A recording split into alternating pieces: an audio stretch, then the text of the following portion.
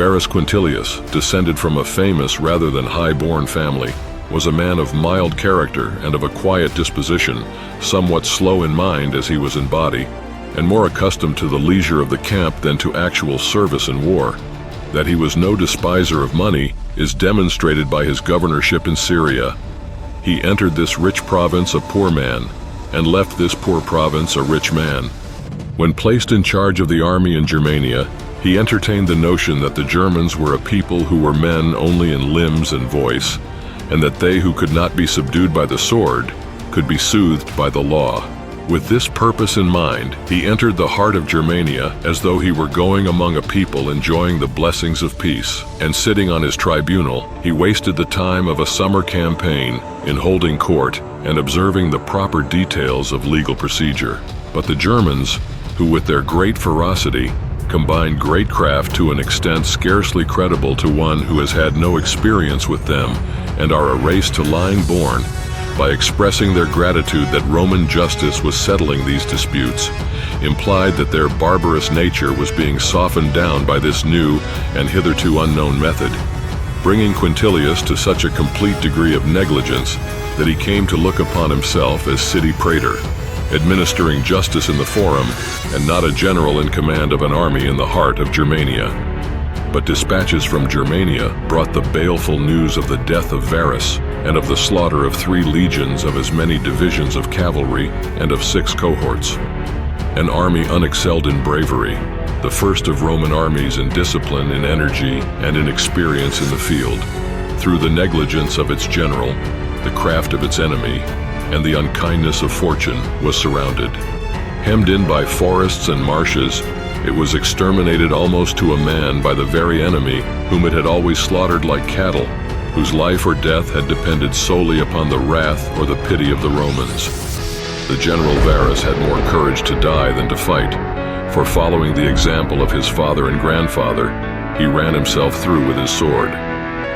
Of the 2 prefects of the camp, Lucius Aegius furnished a precedent who, after the greater part of the army had perished, proposed its surrender, preferring to die by torture at the hands of the enemy than in battle.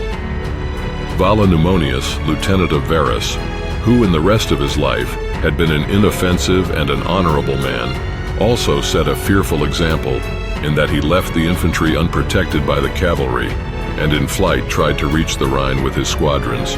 But fortune avenged his act, for he did not survive those whom he had abandoned, but died in the act of deserting them. The body of Varus was sent to Caesar, but in spite of the disaster, it was honored by burial in the tomb of his family. From all this, it is evident that Varus, who was, it must be confessed, a man of character and of good intentions, lost his life and his magnificent army more through lack of judgment in the commander than of valor in his soldiers.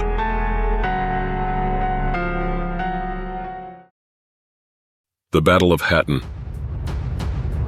In the year of the Lord's incarnation, 1187, the king of Syria, Saladin, gathered together an army as numerous as the sands of the seashore in order to wage war on the land of Judah.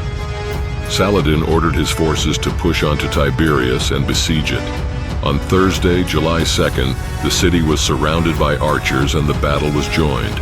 The countess and the Galileans, since the city was not fortified, sent messengers to the count and king with the news: "The Turks have surrounded the city.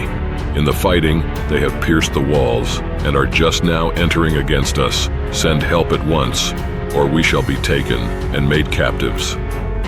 And so toward evening on Thursday, July 2nd, the king of Jerusalem, after he had heard the Galileans' letter, called together all the leaders of the army so that they might give counsel concerning the action to be taken. They all advised that at dawn they should march out, accompanied by the Lord's cross ready to fight the enemy, with all the men armed and arrayed in battle formation. On Friday, July 3rd, therefore, they marched out, leaving behind the necessities of life. They came to a hamlet called Mariscalia. At this place they were so constrained by enemy attacks and by thirst that they wished to go no further. They were going to pass through a confined rocky area in order to reach the Sea of Galilee, which was a mile away. For this reason, the count sent word to the king: We must hurry and pass through this area so that we and our men may be safe near the water. Otherwise, we will be in danger of making camp at a waterless spot." The king replied, "We will pass through at once." The Turks were meanwhile attacking the army's rear, so that the Templars and the others in the rear were barely able to struggle on. But suddenly, the king ordered the tents to be pitched. Thus, we were betrayed to our death. The Count, when he looked back and saw the tents pitched, exclaimed, "Alas, Lord God, the battle is over. We have been betrayed unto death. The kingdom is finished." And so, in sorrow and anguish, they camped on a dry site, where, during the night, there flowed more blood than water. The sons of Esau surrounded the people of God and set fire to the desert brush round about them. Throughout the night, the hungry and thirsty men were harassed further by arrows and by the fire's heat and flames. At length, after the clouds of death had opened, light dawned on a day of sorrow and tribulation, of grief and destruction. When day had dawned, the king of Syria forsook the city of Tiberias, and with his whole army came up to the camping ground to give battle to the Christians. He now prepared to attack our men. Our men formed their battle lines and hurried to pass through this region in the hope that, when they had regained a watering place and had refreshed themselves, they could attack and fight the foe more vigorously. But by this time the Saracens had already arrived. The infantry clambered at full speed to the very summit of a high mountain, leaving the army to its fate.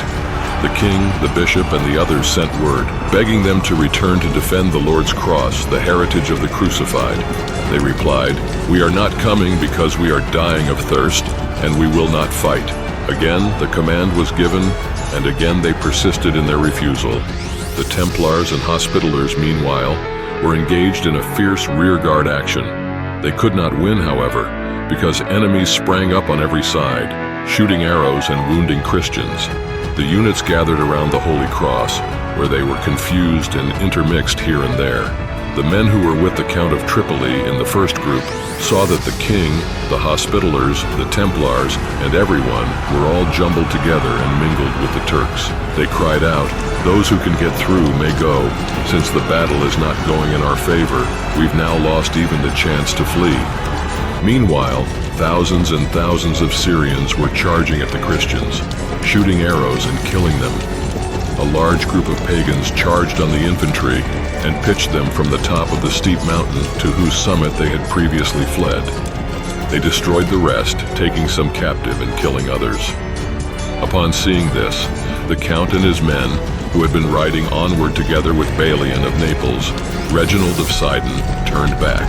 The speed of their horses in this confined space trampled down the Christians and made a kind of bridge, giving the riders a level path. In this manner, they got out of that narrow place by fleeing over their own men, over the Turks, and over the cross. The Saracens gathered around the Lord's wooden cross, the king and the rest, and destroyed the church. What more can be said? The Saracens triumphed over the Christians and did with them as they pleased. What can I say? It would be more fitting to weep and wail than to say anything. Alas, should I describe with impure lips how the precious wood of the Lord, our Redeemer, was seized by the damnable hands of the damned. Woe to me that in the days of my miserable life, I should be forced to see such things. Aftermath of the Spanish Armada. I believe you will be astonished at seeing this letter on account of the slight certainty that could have existed as to my being alive. I have not had an opportunity to write to you for more than a year. I have not done so until now that God has brought me to these states of Flanders, where I arrived 12 days ago with the Spaniards who escaped from the ships that were lost in Ireland, Scotland, and Shetland, which were more than 20 of the largest in the Armada. The galleon San Pedro, in which I sailed, received much injury from many heavy cannonballs, and although they were repaired as well as was possible at the time, there were still some hidden shot holes through which much water entered. After the fierce engagement, we had off Calais on the 8th of August, continuing from the morning till 7 o'clock in the evening, our armada being in the act of retiring. The fleet of the enemy followed behind to drive us from their country, but seeing that the enemy had stopped, some of the ships in our armada trimmed up and repaired their damages. I remained in the ship, in which we were in imminent danger of death, because she opened so much with a storm that sprang up that she continuously filled with water, and we could not dry her out with the pumps. All the armada proceeded, scattered in such a manner by the storm that some ships went to Germany, others drove on the islands of Holland and Zealand into the enemy's hands, others went to Shetland, others to Scotland, where they were lost and burned. More than 20 were lost in the Kingdom of Ireland. As I said, the ship I sailed in was attached to 2 others, very large, to afford us aid if they could. Not being able to weather round Cape Clear in Ireland, on account of the severe storm which arose upon the bow, we were forced to make for the land with these 3 ships, which, as I say, were of the largest size, and to anchor more than half a league from the shore, where we remained for 4 days, without being able to make any provision, nor could it even be made. On the 5th day there sprang up so great a storm on our beam, with the sea up to the heavens, so that the cables could not hold, nor the sails serve us, and we were driven ashore with all 3 ships, upon a beach covered with very fine sand, shut in on one side and the other by great rocks. Such a thing was never seen, for within the space of an hour all 3 ships were broken in pieces, so that there did not escape 300 men, and more than 1,000 were drowned, among the many persons of importance, captains, gentlemen, and other officials. Don Diego Enriquez died there, one of the saddest deaths that has ever been seen in the world, in consequence of fearing the very heavy sea that was washing over the highest part of the wrecks. He took his ship's boat that was decked, and he and the son of the Count of Villafranca and 2 other Portuguese gentlemen, with more than 16,000 ducats in jewels and crown pieces, placed themselves under the deck of the said boat, and gave the order to close and cork the hatchway by which they had entered. But thereupon, more than 70 men, who had remained alive, jumped from the ship to the boat, and while she was making for the land, so great a wave washed over her that she sank, and all on deck were swept away. Then she drifted along, rolling over in different directions with the waves, until she went ashore, where she settled, wrong side up, and by these mischances, the gentlemen who had placed themselves under the deck died within. More than a day and a half after she had grounded, some savages arrived who turned her up for the purpose of extracting nails or pieces of iron, and breaking through the deck, they drew out the dead men. Don Diego Enriquez expired in their hands, and they stripped him and took away the jewels and money which he had. And as it would not be right to admit my own good fortune and how I got on to land, I say that I placed myself on the top of the poop of my ship, and having commended myself to God and to Our Lady, and from thence I gazed at the terrible spectacle. Many were drowning within the ships. Others, casting themselves into the water, sank to the bottom without returning to the surface. Others on rafts and barrels, and gentlemen on pieces of timber. Others cried aloud in the ships, calling upon God. Captains threw their chains and crown pieces into the sea. The waves swept others away, washing them out of the ships. Most of her complement of men and all the captains and officers were already drowned and dead when I determined to seek means of safety for my life, and placed myself upon a piece of the ship that had been broken off, and the judge advocate followed me, loaded with crown pieces, which he carried stitched up in his waistcoat and trousers. I managed to find another resource, which was to take the cover of a hatchway, but when I tried to place myself upon it, it sank with me to a depth 6 times my height below the surface, and I swallowed so much water that I was nearly drowned. When I came up again, I called to the judge advocate and managed to get him upon the hatchway cover with myself, but in the act of casting off from the ship, there came a huge wave, breaking over us in such a manner that the judge advocate was unable to resist it, and the wave bore him away and drowned him, crying out and calling upon God while drowning. Eventually, there came 4 waves, one after the other, and without knowing how or knowing how to swim, they cast me upon the shore. Managing to rest a little, I began to doze, and when fast asleep at about 1 o'clock in the night, I was disturbed by a great noise of men on horseback. There were more than 200 of them who were going to plunder and destroy the ships. I turned to call my companion to see if he slept, and found he was dead, which occasioned me great affliction and grief. There he lay on the ground with more than 600 others, without there being anyone to bury them, not even poor Don Diego Enriquez. Napoleon's failed invasion of Russia. After we'd been citizens of Moscow for 4 weeks, Napoleon refused the peace treaty proposed to him, and the army, which had advanced some 30 hours further on, had to retreat because the Russian army stationed in Moldavia was approaching. Now it was October 17th, and Napoleon held an army review and announced the departure of October 18th, early in the morning at 3 o'clock, with the warning that whoever should delay 1 hour would fall into the hands of the enemies. All beer, brandy, etc. was abandoned, and whatever was still intact was ordered to be burned. Napoleon himself had the Kremlin undermined and blown up. All had an odd experience as they set out, for they filled, as far as was possible, everything with sugar and so-called Moscow tea in order to withstand the future misery. Then everyone packed up, and suddenly the enemy attacked us. All ran in a crowded retreat, the army moving toward Kaluga, with the Cossacks in front of us and beside us. Those who were too weak to carry their weapons or knapsacks threw them away, and all looked like a crowd of gypsies. Then we came to a second city, Borovsk. Here the city was immediately ablaze, and in order for us to get through, soldiers had to be used to quench the flames. Camp was pitched by this city, and it became dark.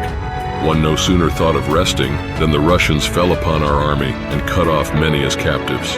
Everything was in confusion, and during almost the whole night, the throng had to retreat to Moshaishsk, everyone running so as not to fall into the hands of the enemy. Because of these considerable losses, cannon, munition wagons, coaches, and baggage wagons by the hundreds had to be thrown into the water, and where that was not impossible, all wagons were burned, not one wheel being permitted to remain whole. The fighting, the shrieking, the firing of large and small guns, hunger and thirst, and all conceivable torments increased the never-ending confusion. Indeed, even the lice seemed to seek supremacy, for their number on both officers and privates was in the thousands. In these days it snowed for the first time, and the snow remained. The cold arrived at the same time too, and the freezing of the people multiplied the number of the dead. No one could walk 50 paces without seeing men stretched out half or completely dead. We arrived at Smolensk on November 12th, having made from Moscow to that city 26 days and nights of travel without pausing a day. Here we settled down and had to camp for 2 days, as had been reported to us beforehand.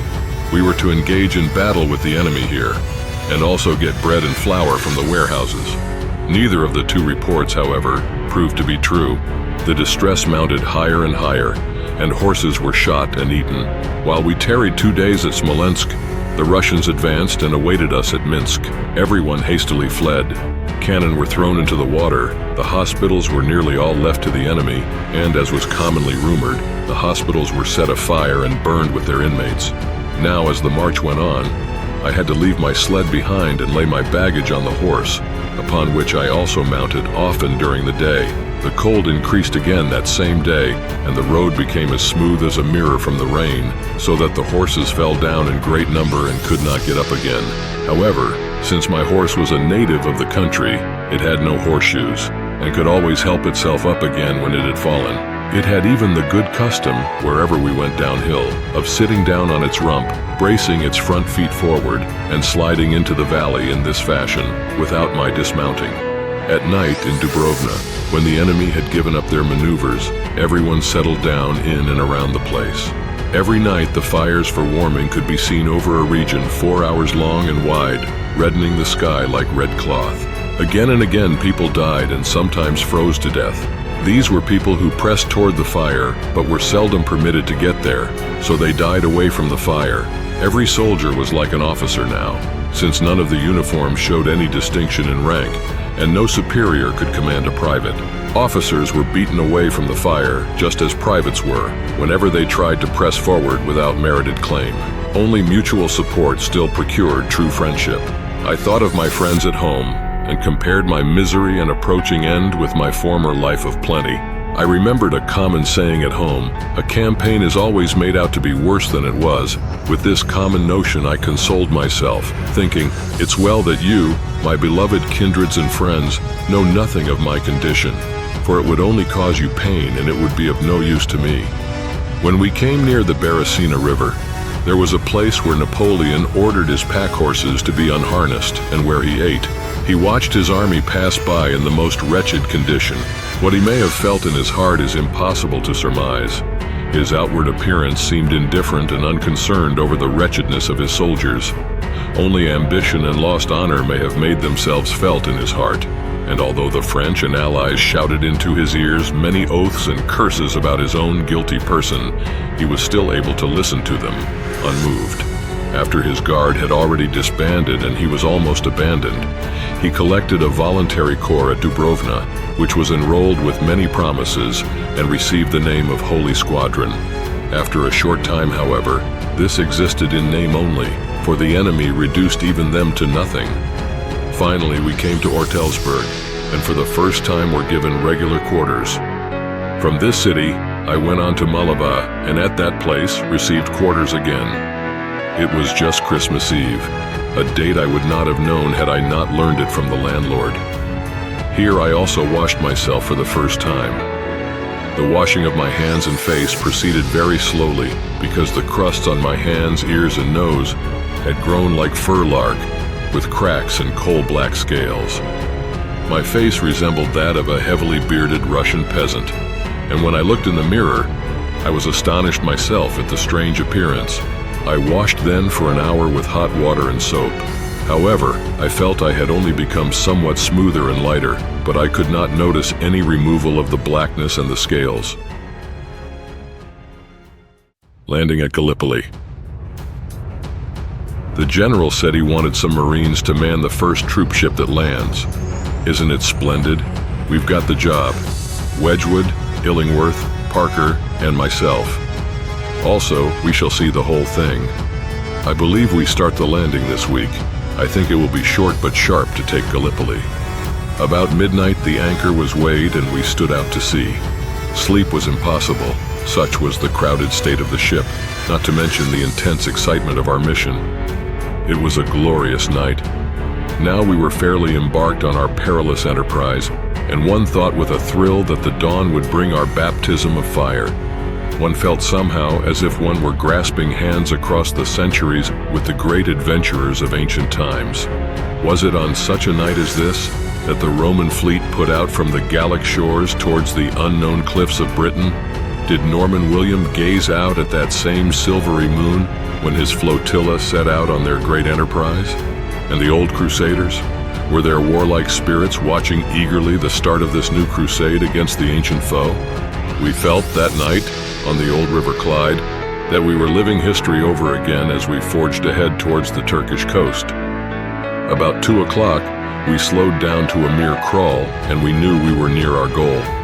Clearly now we could hear the guns, although as yet we could see nothing of the ships. The dull thudding drew nearer and nearer, and the more distinct as we slid slowly ahead, until all on a sudden, away to starboard, we saw a red flash through the murk, and the rolling boom that followed told us we were nearing the fleet and that the great bombardment had begun. Almost at once the Clyde began to speed up, and soon we were forging ahead towards the booming guns. It was now light enough to discern the black shapes of warships lying on both sides of us and ahead, and soon we could only dimly make out a darker gray line along the horizon that showed the land. Nearer and nearer we grew, passing between lines of great ships that flashed and smoked and thundered, and all of a sudden the dawn rang along the eastern horizon in streaks of scarlet and gold, and we saw that we were almost in the midst of the fleet. And there, away to port, was a line of shore, undulating in rows of round-topped hills that was spangled with sudden flashes of scarlet flame. It was the Turkish coast, and the guns of the fleet were preparing our way. Now we were right in the midst of the battleships, and the thunder of their guns seemed to rend the firmament. All of a sudden, there were 2 plops in the water, a few yards short of the ship, and we were now fully conscious that shells were being fired at the Clyde from somewhere or other, and falling uncomfortably close to. There was a soft jar that quivered from end to end of the ship, and she was ground. All was now excitement on board. Up till now, not a shot had been fired from the shore, and indeed we had begun to wonder whether the landing was to be unopposed. But hardly had the hopper's bow appeared beyond her huge consort when the whole slope leapt into a roar of firing, and a tempest of lead poured down upon the devoted craft and her gallant crew. Disaster overwhelmed her in an instant. Nothing could live in such a torrent of lead, and in a moment the middy at the wheel and every soldier on the deck of the little ship was shot down. Devoid of guidance, the hopper went astray and beached side on while the barges all went out of line. The connecting ropes broke under the strain, and they came to rest in a hopeless muddle, with the farthest barge lying helplessly in deep water about 20 yards from the shore. The bridge of boats had failed, and the officers hastily met to construct a new plan. Out of the 6 boats that formed one tow, only one reached the shore, and beached side on and out from among the crowded benches, only about a dozen men leapt into the water and rushed for the sand. Their comrades still crouched upright in the boats, but they were strangely still, shot dead where they sat. The other 4 boats never reached the shore. As we watched in wordless horror, one of the boats floated slowly past us, bumping along our side, and we could look straight down into her motionless bodies. It was a floating shambles. Slowly, the ghastly boat scraped along our sides and drifted out to sea, leaving us frozen with a nameless horror and an overpowering dread. Such was our introduction to the glories of war. And when one big fellow turned his drawn white face to us with a slow, "Good God," as we stared at the vanishing boat, we could only look at him in a tight-throated silence and wonder what in heaven's name it all meant. Then the order was given, and up they all leaped and rushed for the rocks, while a hail of rifle and machine gun fire beat upon them. Wildly they leaped from boat to boat in that gallant rush, while we on the ship cheered wildly at the sight, until they reached the last boat, when they leaped down into the water and started wading towards the rocks that were their goal, holding up their rifles high above their heads. But to our horror, we saw them suddenly begin to flounder and fall in the water, disappearing from view and then struggling to the surface again with uniform and pack streaming, only to go down again, never to reappear as the hailing bullets flicked the life out of the struggling men. The price to be paid was too awful, and at slightly less than 2 hours after the Clyde had run ashore, operations were suspended, and it was decided to wait till nightfall before a further attempt at landing should be made. The beach now presented a terrible spectacle. Such of us that were not engaged working, the guns would crouch with ready rifle, waiting to catch a snapshot from behind the bulwarks at the dim figures that flitted from house to house as the shells smashed and wrecked the buildings. And that was all we saw of the enemy that day.